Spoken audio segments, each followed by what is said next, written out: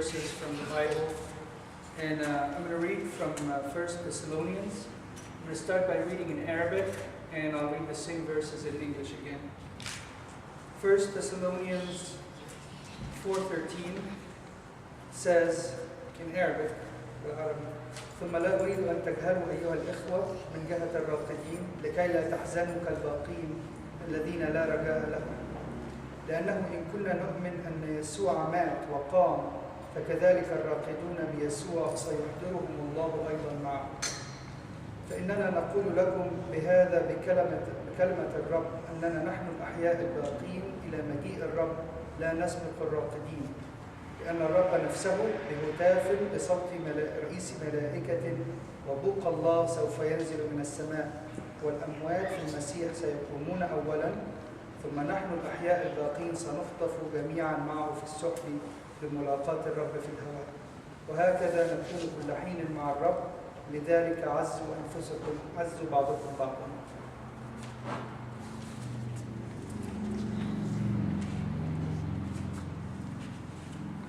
First Thessalonians 4:13 says, "But I do not want you to be ignorant, brethren, concerning those who have fallen asleep, lest you sorrow as others who have no hope. For if we believe that Jesus died and rose again, even so God will bring with him those who sleep in Jesus. For this we say to you by the word of the Lord, that we who are alive and remain until the coming of the Lord will by no means precede those who are asleep. For the Lord himself will descend from heaven with a shout, with the voice of an archangel, and with the trumpet of God, and the dead in Christ will rise first. Then we who are alive and remain shall be caught up together with them in the clouds to meet the Lord in the air. And thus we shall always be with the Lord. Therefore comfort one another with these words."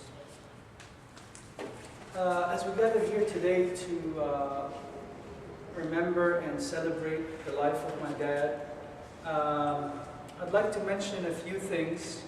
Of course, everybody likes to brag about their parents, but I'd like to mention a few things that really are some of his traits that a lot of people didn't know about him, even though they were very close to him.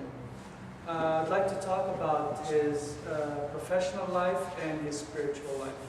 And despite the fact that the spiritual life is a lot more important than the professional life, yet he was very humble to the extent that even his close friends did not know exactly what he did or what he accomplished. A lot of my friends here and family know that my dad's an engineer. A lot of people in Egypt who will be watching this, later on, will know that, they know that he's an engineer, but they just don't know how good he was. And I'm just going to mention a couple of things that show his character and show, a quick glimpse of who he was really as an engineer. My dad, right after the war in 1973, he moved to another place in Egypt, and he was transferred, and he was a young engineer, and he worked at the harbor in one of the cities by the Red Sea. That was his first job, and it was really difficult because he was put in charge of a lot of people, for the very first day he started.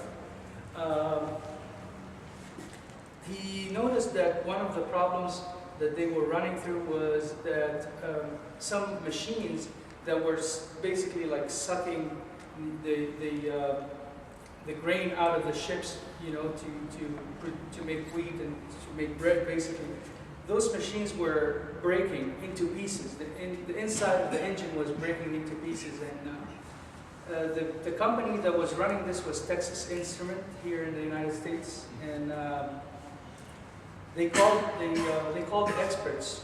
The Egyptian government called the experts in Texas Instrument and said, "Hey, there's something going on with those machines. They keep breaking, and they sent 2 experts to Egypt from the United States, and they couldn't figure out what's going on.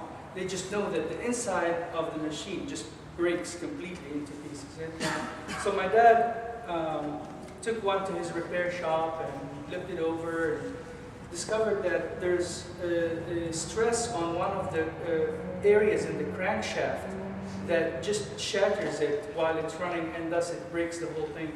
And so he strengthens it and he runs it through, and it works fine, and he did it in a few machines, and it worked really good. So when they came over to talk to him about it, he said, this is what's going on, and I think this is what happened, and I fixed it.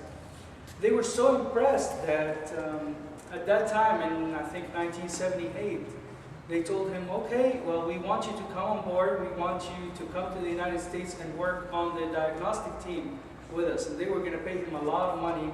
And of course, for a young engineer to come to the United States, get a green card, and get paid a lot of money, that was an amazing thing. Yet he decided to sacrifice this because at that time there were no good churches where we lived at that town, and my mom said, hey, we want to move to a different area where they have churches and they have good schools, and he decided to give that up. Just wanted to mention this, and another small incident that happened in Kuwait later on in the mid-1990s. He was offered a job with the public transportation in the country of Kuwait. So it's like the buses that run basically throughout the country, which is a small country. And they were running Mercedes buses, and my dad worked for them for about 7 or 8 years. And while they were running those buses, the buses were running very good. They're Mercedes buses, they're excellent. But when it comes to repair, it was very difficult.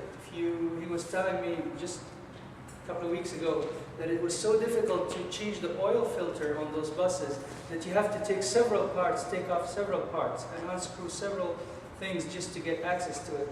So he started in the late 1990s to modify those buses, and he did eight different modifications that were later on approved by Mercedes and implemented and streamlined throughout the country of Kuwait.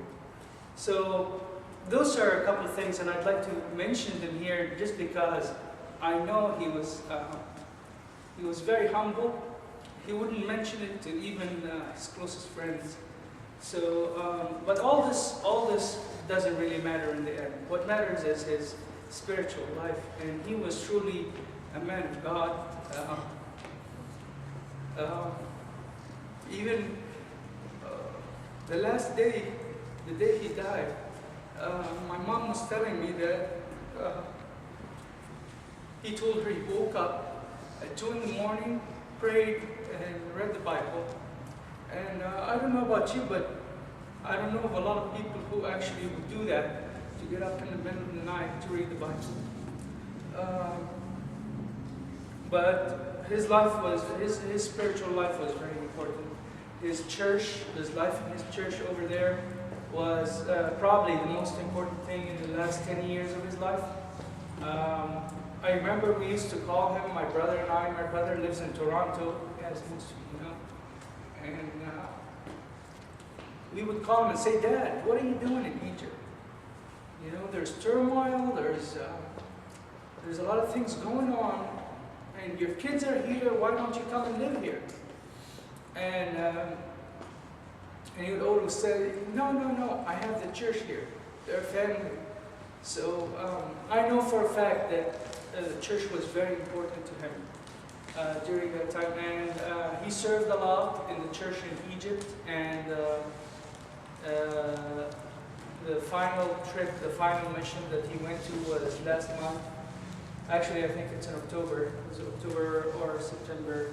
And he went to South Sudan because there's a small orphanage that needed his help. As an engineer, he went, to oversee construction and things like that. And that was his last mission trip. But he did a lot of mission trips. He was big part of the youth group in Egypt a while back, and he ministered a lot to them. So with that, I want to say that I know for a fact that my dad is in heaven. I know for a fact that he's happy right now. It's just hard for us because we miss him here. And I'd like to take this final words just to thank the people in Egypt, the church in Egypt, the church in Kuwait, and the church in Canada. They had held several memorials for him over the last few days, and especially the church in Egypt, because they were like his family. They held a 2-day memorial on Wednesday or Tuesday and Wednesday. I'd like to thank them, and I'd like to thank everybody who came here today. It really means a lot to us. We have people who came all the way from Toronto, Canada, and my friend, he was with me since elementary school, and the church has also given him something to say on behalf of everybody. But I want to thank you for coming, and again, I thank especially the church in Egypt. I cannot, mention every single member, but they were really helpful during those trying times, and they called us. I had 187 messages on my phone. So,